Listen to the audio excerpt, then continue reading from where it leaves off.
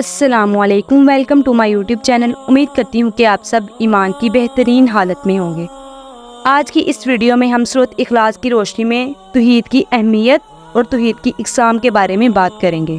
توحید کے لغوی معنی ایک ماننا اور یکتا جاننا ہے۔ اللہ تعالیٰ کو اس کی ذات اور صفات اور جملہ اوصاف و کمالات میں یکتا اور بے مثل ماننا اور اس کے تقاضوں کے مطابق عمل کرنا توحید کہلاتا ہے۔ تمام کائنات اللہ تعالیٰ کی مخلوق ہے اور اسی کے حکم کے مطابق چل رہی ہے۔ کائنات میں اس کے سوا کوئی معبود نہیں۔ وہ تمام عیبوں سے پاک اور تمام کمالات کا مالک ہے۔ وہ اکیلا ہی عبادت کے لائق ہے۔ وہ اپنی ذات و صفات اور افعال میں وحدہ لا شریک اعلیٰ ہے۔ اسلام کے عقائد میں سب سے پہلے عقیدہ توحید کا ذکر ہے۔ حضرت آدم علیہ السلام سے لے کر نبی کریم صلی اللہ علیہ وآلہ وسلم تک اس دنیا میں جتنے بھی انبیاء تشریف لائے انہوں نے اللہ تعالیٰ کی توحید کا درس دیا۔ کوئی شخص عقیدہ توحید کے بغیر اور اللہ تعالیٰ کی وحدانیت کا اقرار کیے بغیر دائرہ اسلام میں داخل نہیں ہو سکتا۔ عقیدہ توحید کی اہمیت۔ قرآن مجید میں عقیدہ توحید پر بہت زور دیا گیا ہے۔ قرآن مجید کی ایک سورت کا نام سورۃ اخلاص اور توحید بھی ہے، جس میں اللہ تعالیٰ کی وحدانیت کو بیان کیا گیا ہے۔ ترجمہ: اے نبی صلی اللہ علیہ وآلہ وسلم، آپ فرما دیجئے اللہ ایک ہے، اللہ بے نیاز ہے، نہ وہ کسی کا باپ ہے اور نہ وہ کسی کا بیٹا ہے اور نہ کوئی اس کے برابر ہے۔ اس سورت سے ہمیں پتہ چلتا ہے کہ اللہ کی ذات اکیلی ہے، کوئی اس کا شریک نہیں، اور جو شخص اللہ کی ذات میں شریک ٹھہراتا ہے وہ شرک میں مبتلا ہو جاتا ہے۔ عقیدہ توحید کے بغیر کوئی عبادت اور عمل قبول نہیں ہوتا۔ اللہ تعالیٰ کا بندوں پر اہم ترین حق اس کی وحدانیت پر ایمان اور یقین رکھنا ہے۔ جب کوئی شخص عقیدہ توحید اختیار کر لیتا ہے تو اللہ تعالیٰ اسے جہنم کی آگ سے محفوظ رکھتا ہے۔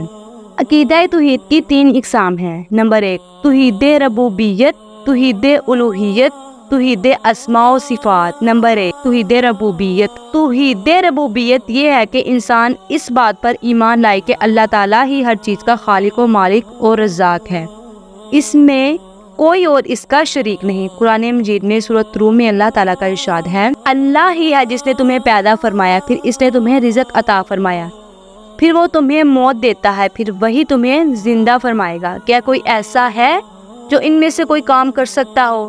وہ اللہ پاک ہے اور بہت بلند ہے اس سے جو وہ شریک ٹھہراتے ہیں۔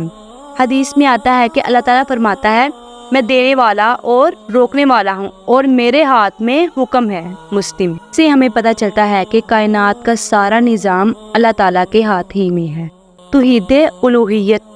توحید الوہیت سے مراد ہے کہ اس بات پر ایمان لایا جائے کہ صرف اللہ تعالیٰ ہی معبود برحق ہے اور اس کی عبادت میں کوئی اس کا شریک نہیں، یعنی اللہ کے سوا کسی اور کی عبادت کرنا قطعاً جائز نہیں، اور پھر پوری زندگی اس کے احکام کے تحت گزارنا توحید الوہیت کہلاتا ہے۔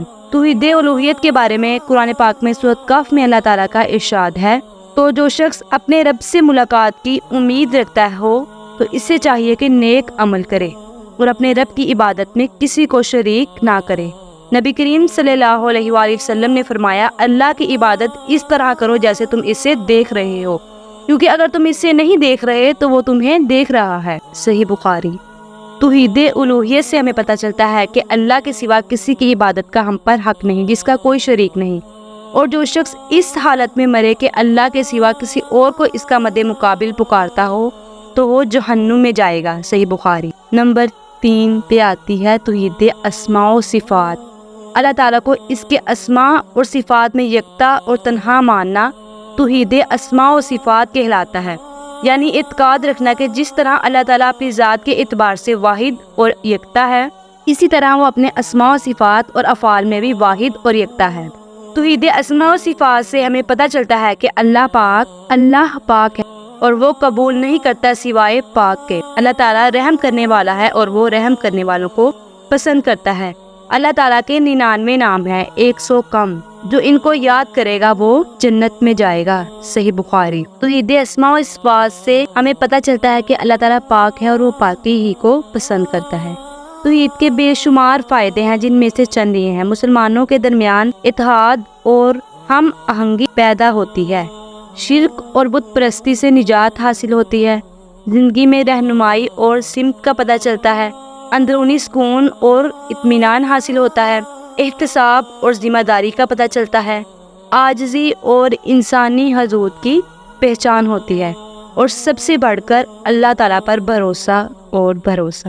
توحید مسلمانوں کے درمیان اتحاد اور ہم آہنگی کو فروغ دیتی ہے، کیونکہ یہ اس بات پر زور دیتی ہے کہ تمام انسان ایک ہی خدا کی عبادت کرتے ہیں۔ توحید مسلمانوں کو اللہ تعالیٰ کے انبیاء کے ساتھ جوڑتی ہے، جنہوں نے تمام مخلوق کو ایک اللہ کی عبادت کرنے کی تلقین کی۔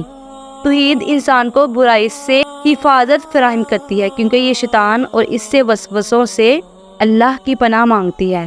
توحید جہنم کی آگ سے ہی حفاظت کرتی ہے، کیونکہ یہ یقینی بناتی ہے کہ انسان کے اعمال اور عقائد اللہ کی مرضی کے مطابق ہوں۔ توحید حکمت کا سرچشمہ ہے، کیونکہ یہ زندگی میں رہنمائی فراہم کرتی ہے۔ توحید عبادت کی سب سے بڑی شکل ہے، اس میں اپنی مرضی کو اللہ کی مرضی کے مطابق ڈھالنا ہے۔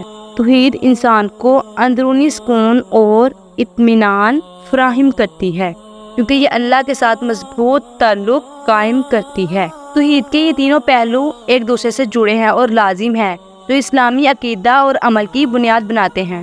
توحید کا خلاصہ یہ ہے کہ مسلمان کے ایمان، عبادت، طرز عمل اور آخری نجات کے لیے ضروری ہے۔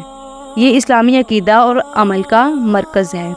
ہمیں چاہیے کہ ہم اپنی زندگیوں میں کبھی بھی اللہ کی ذات و صفات کے ساتھ کبھی کسی کو شریک نہ ٹھہرائیں، کیونکہ شرک کی حالت میں مرنے والا انسان سیدھا جہنم میں داخل ہوگا۔ ہمیں اللہ کی راہ میں کٹ جانا چاہیے، لیکن کبھی اس پاک ذات کے ساتھ شرک نہیں کرنا چاہیے۔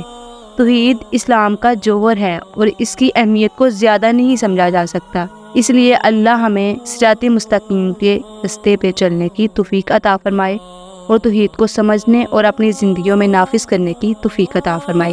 آمین۔